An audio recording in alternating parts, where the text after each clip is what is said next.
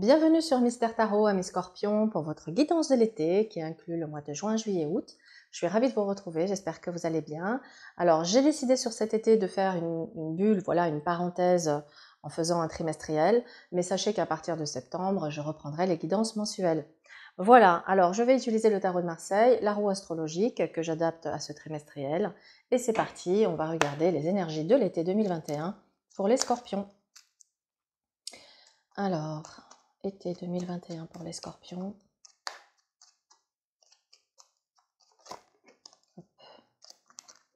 Bon, hop, hop, hop, hop.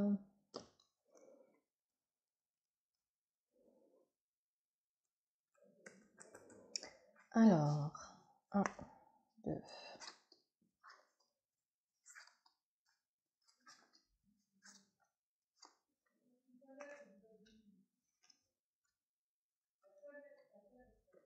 Ok.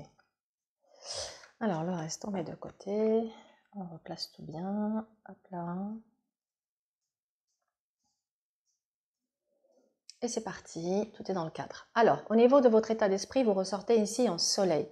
Donc, on voit que sur l'été, vous avez envie de briller, de rayonner, de rire, de partage, d'échange, voilà. Vous avez envie d'être en lien avec les autres et de vous nourrir des relations avec les autres et de profiter aussi de cette chaleur et du soleil pour vibrer.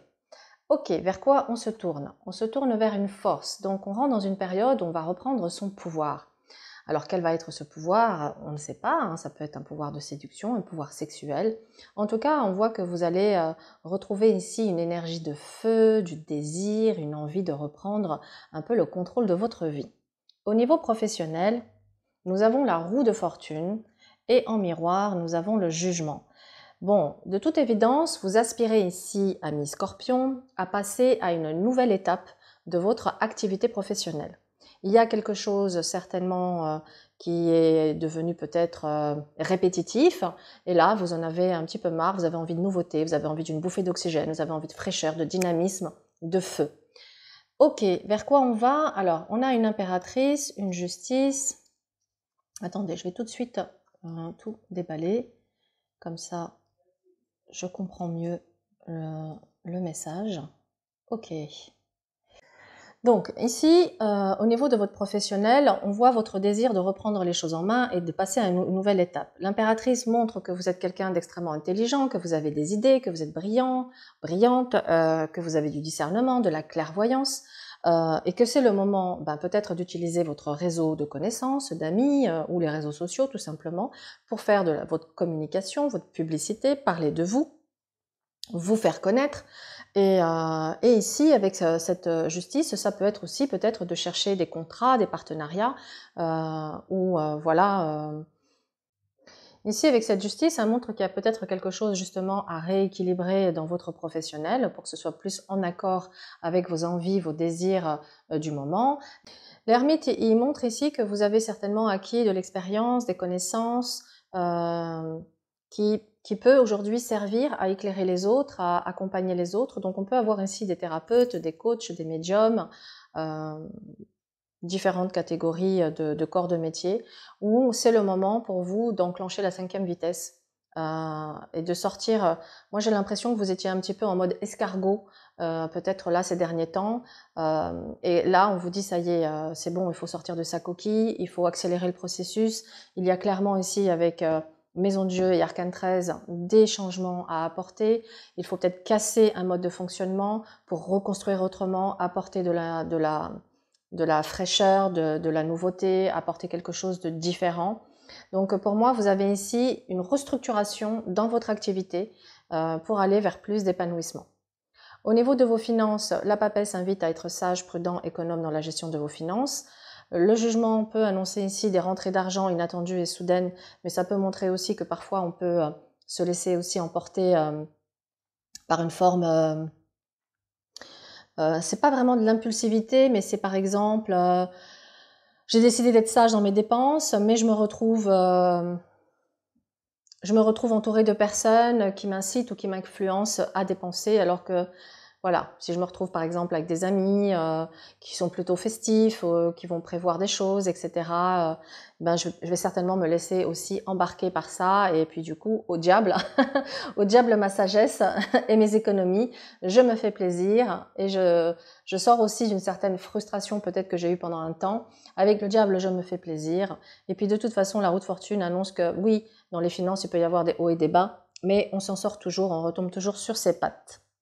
Au niveau sentimental, l'arcane 13 montre que, en fait, quand je vois arcane 13, maison Dieu, ermite, papesse, etc., on voit que là, au niveau sentimental, vous avez peut-être vécu quelque chose de difficile et de douloureux, une relation qui s'est terminée, vous êtes resté seul un temps, ça vous a permis de faire un travail d'introspection, ça vous a permis de comprendre et de défaire peut-être certaines croyances limitantes, ce qui vous amène aujourd'hui à une métamorphose, à une nouvelle version de vous-même, et qui fait que forcément, vous allez être beaucoup plus clairvoyant, clairvoyante sur le type de personne et le type de relation que vous voulez avoir. Ce qui amène à, si je suis déjà dans une relation et que la relation aujourd'hui, elle me frustre, elle me convient pas, il y a des choses que je n'aime pas, on vous invite ici à clairement exprimer les choses avec votre partenaire, à ne pas faire la politique de l'autruche, à prendre la situation en main, le taureau par les cornes, à dire à son partenaire ce qui va, ce qui ne va pas, et à discuter ensemble des changements qu'il y a à apporter pour que vous puissiez trouver votre équilibre tous les deux. Pour les célibataires, maintenant que vous savez ce que vous voulez, ce que vous voulez pas, eh bien, on vous dit de vous ouvrir aux opportunités et aux rencontres, tout en étant tout à fait lucide sur le type de relation et de personnes que vous voulez dans votre vie. Et à partir de là, vous allez pouvoir ajuster aussi votre comportement. Tout simplement. Je veux une histoire légère, j'ai un comportement A. Je veux une histoire sérieuse, j'ai un comportement B. On sait bien qu'on n'a pas les mêmes attitudes si on veut du léger ou du sérieux. D'où le fait qu'on a ici une justice et une impératrice qui invite à clarifier véritablement vos désirs, vos envies et vos besoins, de manière à ce que vous puissiez tout de suite, quand une relation démarre, identifier si ça colle à vos critères ou pas. Et à ce moment-là, ne pas vous enchaîner dans quelque chose qui va vous mettre dans de l'attente ou dans de la frustration. Ça, vous avez déjà connu par le passé, vous n'en voulez plus.